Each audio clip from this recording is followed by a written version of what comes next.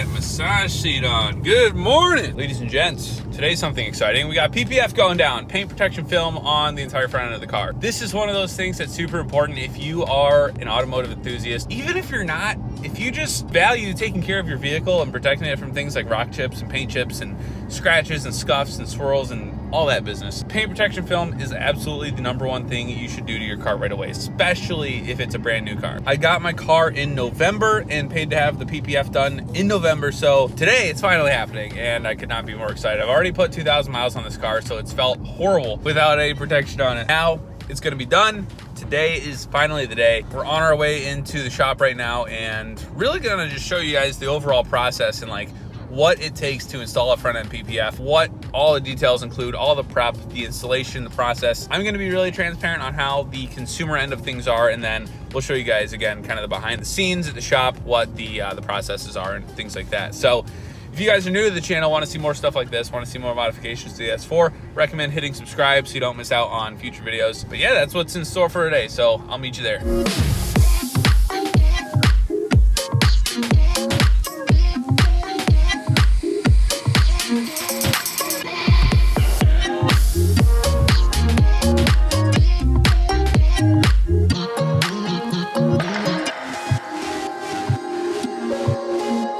Paint protection film. We're getting it professionally installed today on the entire front end of the car. Evan is here. So PPF, not a lot of people know what the actual product is. A lot of people are still thinking it's like Clear Bra from the mid 2000s. It's not really the case because the technology has improved so much over the last really like 10 years. We're gonna be using Steck Dyno Shield PPF, which is the gloss PPF. The other PPF available is Dyno Matte, which is what's going on this Rivian. So you can see the clear difference between the gloss and the matte. Obviously these two cars actually have it, the GT3 Touring and the Rivian. And the installation is going down in this shop today. We have kind of behind the scenes access, which is super fun. My first question that I had is, this is a ceramic coated car. What specifically in the prep process is going to make it stick?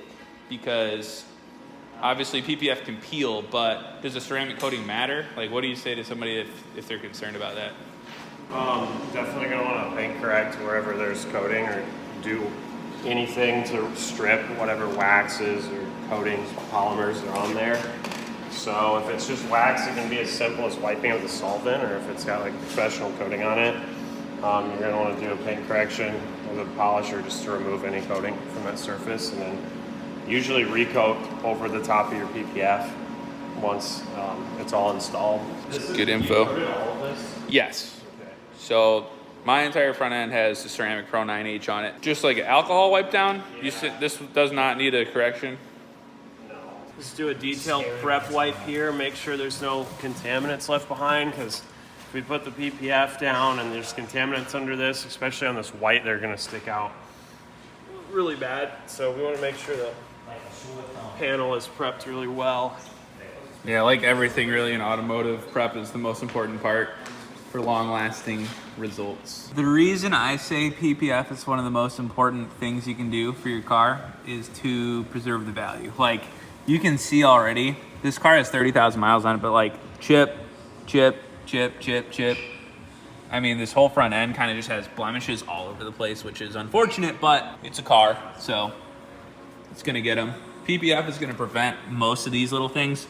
Nothing too huge, but you know, you can see the size based on how big my finger is there. And then it looks like somebody did some sort of patch up work to a couple pieces here, but if they had PPF in the first place, when this car had 0 miles on it, it would be a different story as far as how the protection goes.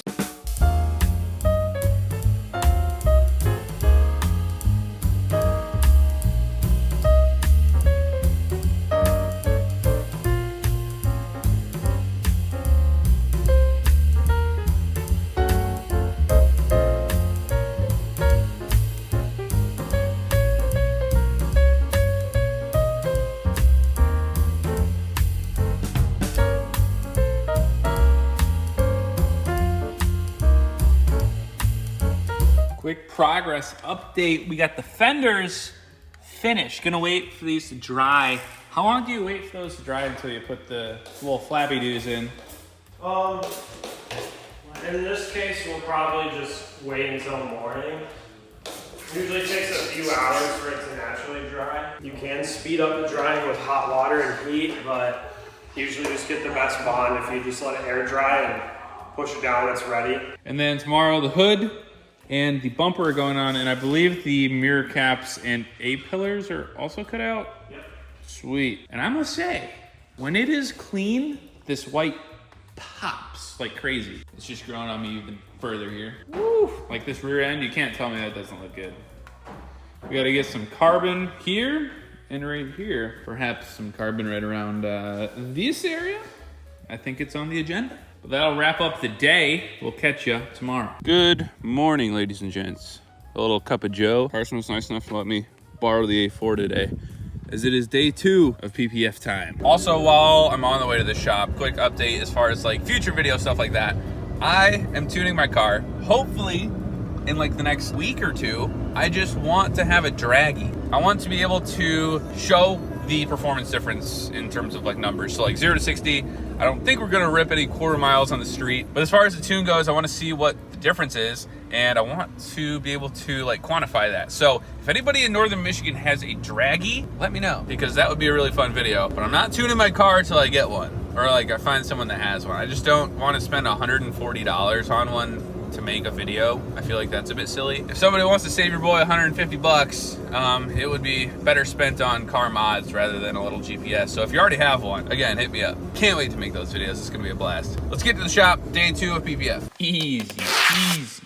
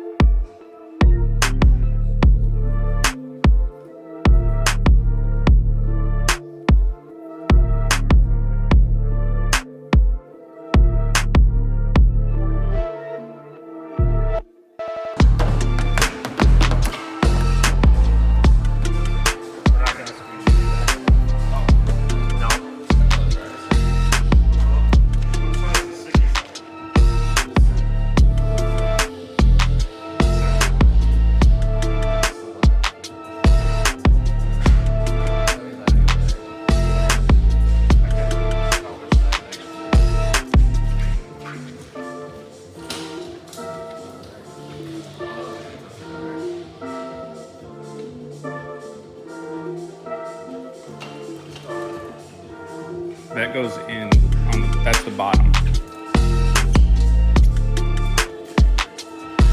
It's twisted right here. Right there. The inside needs to flip.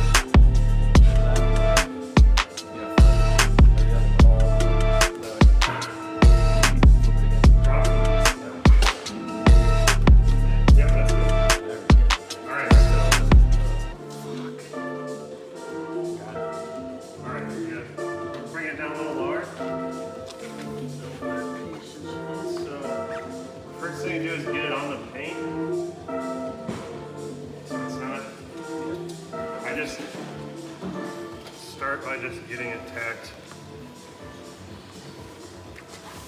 Oh, I see.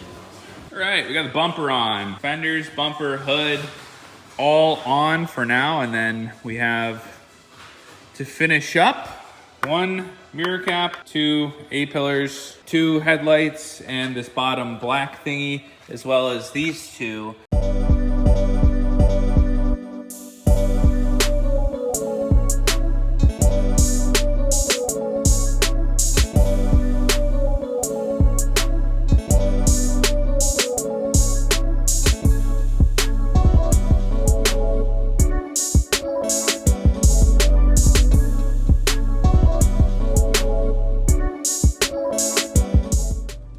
ladies and gents. We got some snow rain.